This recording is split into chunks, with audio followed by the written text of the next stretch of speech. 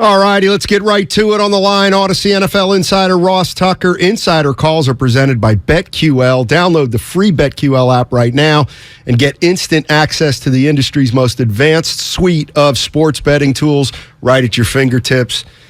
We got big news in here, Ross. Our guy. My partner, Daryl the Guru Johnson, is calling for the firing of Kyle Shanahan. Your thoughts? Wow. Really, Guru? Yeah, Ross, you know what sent me over the top real quick here is how he handled and didn't show trust into a guy he moved mountains for. That's one. This Jimmy Garoppolo circus is two. Now we got Lipgate. We're reading videos about the quarterback saying the plays suck. And you know what, Ross? These injuries, I can't actually blame them, but I do. I don't know why it keeps happening to Niners. And then this last part, the 10-point blown leads. I'm thinking to myself, in 19, you beat the Chiefs. You just didn't win the game. And then you beat the Rams last year. You just didn't win the game. And I think of Andy Reid and him and McNabb getting close to the NFC Championship games and not getting over the top. But they didn't have leads in those games like Kyle did. And he gets conservative. We've seen it 2 out of the 3 games this year. You know what? How many times does a coach get back, Ross? And frankly, I'm just fed up. And I said, you know what? I would do it. Yeah, I'm not there yet at all. Me neither, Ross. And you don't need to be, right? I mean, let's see how the rest of this season goes. The really interesting thing is that will they let him, if it goes poorly, will they let him still be the coach next year with Trey Lance? Depending on how things unfold, that's a whole different scenario that I think is really interesting. You're right, the injuries aren't good. Now it's Trent Williams out for a while. That's a big loss, obviously. Sunday night was extremely disappointing. For the defense to play that well and the offense to do nothing and not be able to score more than, heck, 10 points would have been enough if they didn't get the safety. But if they didn't get the safety, they would have gotten a pick 6. And that was also the play where Trent Williams got hurt. That might be the single worst play in Niners history right there. The Garoppolo back of the end zone, pick 6, safety, Trent Williams injury. I mean, I don't know you can get much worse than that if you are a Niners fan, but obviously that was bad, real bad.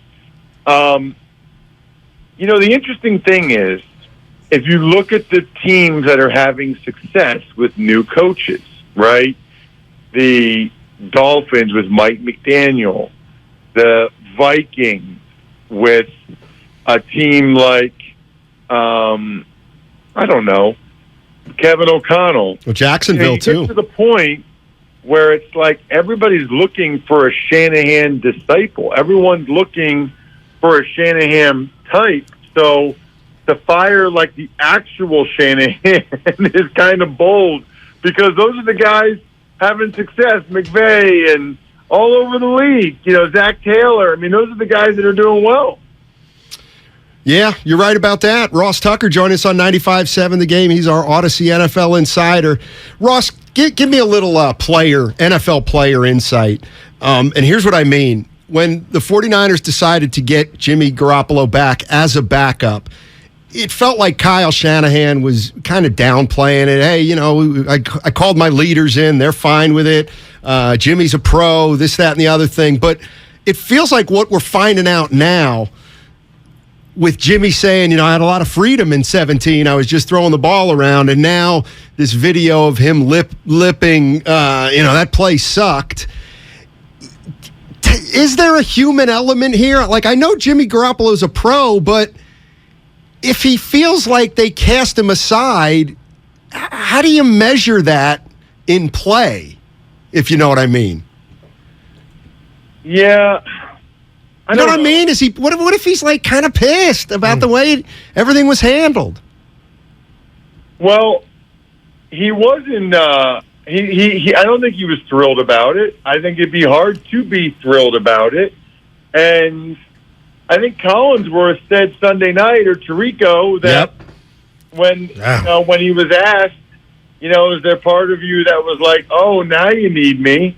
That Jimmy was kind of like smiled and said, a little, Yeah.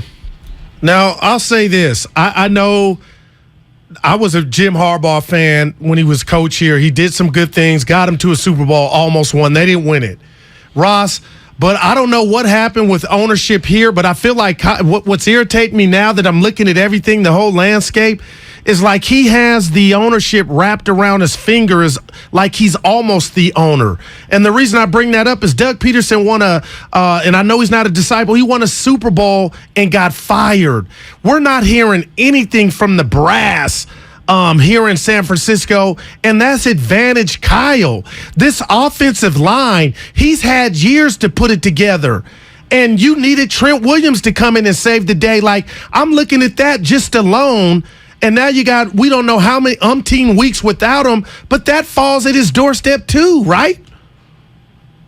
Yeah, well, for sure. I mean, he and Lynch work together, but it seems pretty clear that Kyle sort of has final say. Kyle's the one that more or less brought Lynch with him, and they feel like they can get by at times with lesser interior guys, guys that are on rookie contracts, mid-round picks, and that's what they want to get by with, but certainly not good enough. I mean, I think Denver's got a pretty good defense, but yikes, man. I mean, that was shocking to me, and it had to be. Can you imagine what that was like for Shanahan? I mean, that game meant a lot to him going back to Denver, and to lose in the fashion that they did, to play as poorly as they did offensively, that had to be incredibly humbling for him. And yet, I was talking about this today on the Even Money podcast. It's my betting podcast. They're favored over the Rams Monday night. They are favored to beat the Rams. So people still, for whatever reason, really believe in Shanahan and this team. That surprised me a little bit. Yeah, that was something our previous show has been talking about a lot. Ross Tucker joining us on 95.7 The Game. All right, Ross, you get to earn your money here because you need to explain something to me. Okay, Trent Williams is hurt, and he's going to be out, I don't know, a month, 4 to 6 weeks. Oh, and Trent Williams, he's the best lineman in football. Unbelievable. He might be the best player on the Niners. He's this, that, and the other. Okay, tell me what to watch for in the next month where I'll notice that Trent Williams ain't there. Great question. And there'd be two things. When they run to the left, is McKivitz or whoever they put out there, is he able to do the things that Trent could do? I can tell you right now the answer is no. Okay. Because you won't see McKivitz pulling like they do with Trent Williams. You won't see him moving like Trent Williams because you can't move that well at that size. And then in pass protection, look for how much help they give McKivitz. How much does it look like Banks is sliding over to him to help protect him, whereas they didn't have to do that all that much when they had Williams? Good. I love it, and I appreciate it. There you go. I got things to watch. Yeah. Ross, let me ask you this, and you can say, you know what, guys, it's a byproduct of the quarterback, but we've talked about it ad nauseum about why we don't see Deebo Samuel, Ayuk, who I'm high on, Kittle, why he's used more like a lineman than Kelsey. I mean, when you watch these 49ers from afar, is that coming from the coach? Is that the quarterback? Why are they so boring and vanilla on offense? Oh, I would not describe them as that.